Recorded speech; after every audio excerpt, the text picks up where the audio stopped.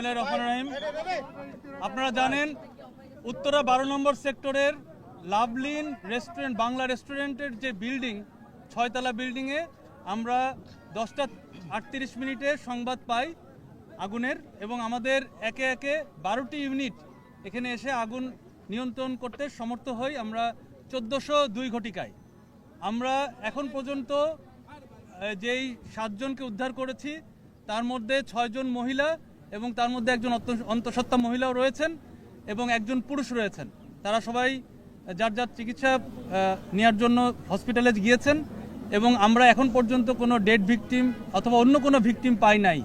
তবে সবাই আল্লাহর রহমতে সবাই ভালো আছেন আশা করি। এবং আমরা যেই আনুমানিক যেই সোর্স আগুনের যে উৎস এটা জানতে পেরেছি, এটা সম্ভাব্য উৎস। আমি একটা ভিডিও পেয়েছি, ওখান থেকে যেটা বোঝা যাচ্ছে যে এটা রেস্টুরেন্টের যে সিলিন্ডারের কোনো গ্যাস লিকেজ থাকতে পারে, সেই লিকেজ থেকে এইটা আগুনটা একটু বেশি হয়ে গিয়েছিল, মানে ডেভেলপমেন্ট স্টেজে চলে গিয়েছিল। তবে আমরা আনুমানিক 4 ঘন্টার অক্লান্ত পরিশ্রমে আমরা এটা সমর্থ হই 12টা ইউনিটের মাধ্যমে। আমাদের ফায়ার ফাইটার 130-এর উপরে এখানে আছেন এবং আপনারা দেখেছেন আধুনিক আমরা টিটিএল এবং অন্যান্য আধুনিক যন্ত্রপাতি আমরা ইউজ করেছি এবং আমরা গতানুগতিকভাবে আমরা ম্যানুয়ালিও আমরা রেস্কিউ করেছি সব রকমভাবে। এই বিল্ডিংটি একটি অগ্নির দৃষ্টিকোণ থেকে এই বিল্ডিংটি একটি ঝুঁকিপূর্ণ বিল্ডিং ছিল। এই বিল্ডিংয়ে কোনো ফায়ার ইকুইপমেন্ট আমরা পাইনি, মানে ফায়ার ফাইটিং ইকুইপমেন্ট পাইনি। এই বিল্ডিংয়ে আমাদের জানা মতে আমরা নোটিশ দিয়েছি। এই বিল্ডিংয়ে আমাদের যে ফায়ার সেফটি প্ল্যান সেটাও নাই এবং এই বিল্ডিংয়ের তথ্য যতটুকু পেয়েছি আমরা এটা বললাম। ভবিষ্যতে আরও আমরা তদন্ত সাপেক্ষে অনেক তথ্য প্রদান করতে পারবো। ফ্লোরের বিবরণ স্যার, ফ্লোরের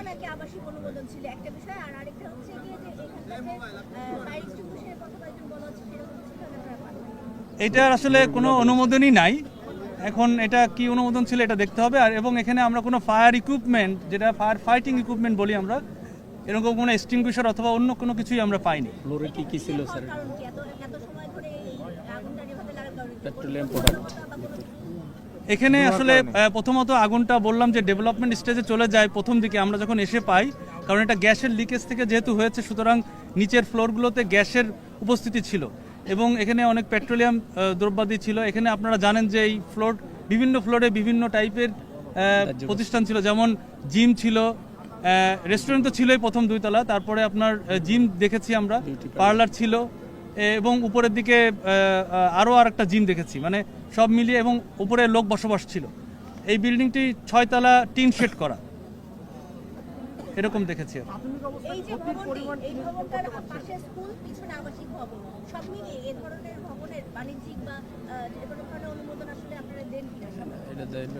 এটা আসলে প্রথমত অনুমোদনের জন্য এই রাজধানী উন্নয়ন কর্তৃপক্ষ এই অনুমোদনগুলো দেন।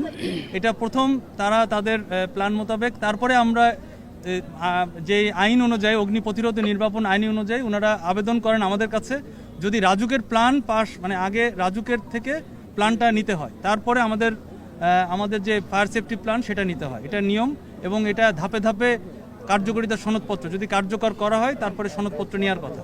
এটাই হচ্ছে সিস্টেম।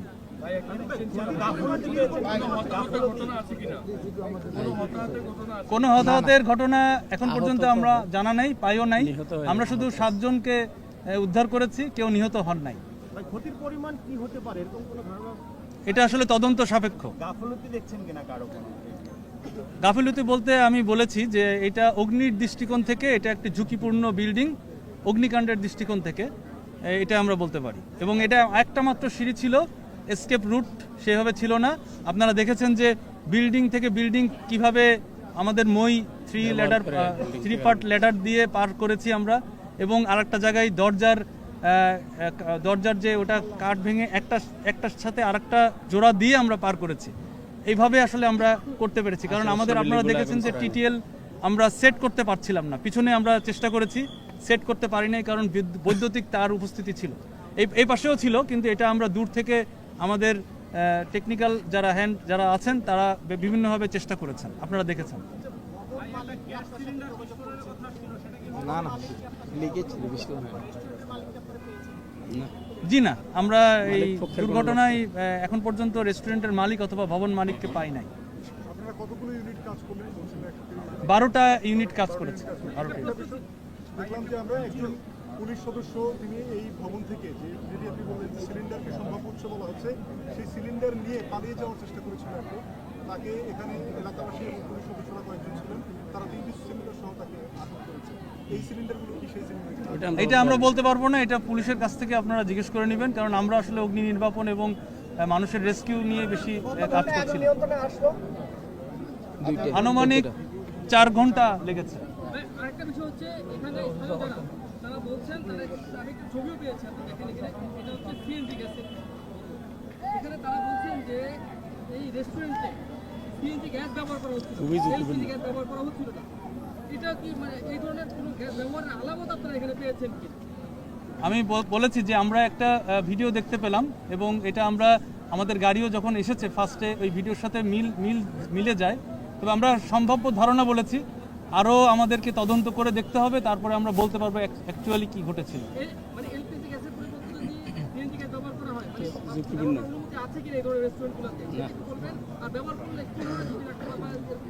আপনারা জানেন যে এলএনজি গ্যাস থেকে সিলিন্ডার গ্যাস যেগুলো আছে সেটা ঝুঁকিপূর্ণ বেশি, কারণ এটা অল্পতেই চারিদিকে ছড়িয়ে পড়ে।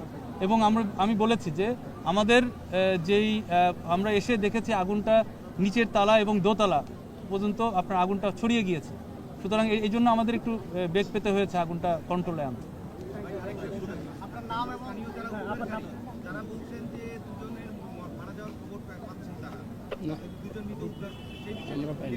স্থানীয় যিনি বলেছেন তার কাছে জিজ্ঞেস করতে পারেন। আমাদের কাছে এরকম কোনো তথ্য নেই এবং আমরা যে সার্চ অপারেশন চালিয়েছি, সার্চিং অপারেশনে আমাদের কোনো রকম ডেড ভিকটিম আমরা পাই নাই। আপনার নামটা কি? আর আরেকটা বিষয় হচ্ছে যে এই যে ভবন মালিক, এই ভবন মালিকের তথ্য এবং আপনারা তো প্রতিনিয়তই বিভিন্ন ভবনে বিভিন্ন ইয়েগুলোতে আপনারা ভিজিট করেন, ঠিক আছে, যাতে ফায়ার সেফটি আছে কিনা। তো এই ভবনে কেন এই ফায়ার সেফটিটা নাই, এটা কি আপনারা ভিজিট করেছেন কিনা এর আগে? আর এই ভবন মালিকের খবর পেয়েছেন কিনা, তার কোনো খোঁজ খবর নিয়েছেন কিনা? আমরা জানতে পেরেছি যে এটা একটা আওয়ামী লীগের একজন নেতার ভাগিনার এমপি সাহেবের বিল্ডিং।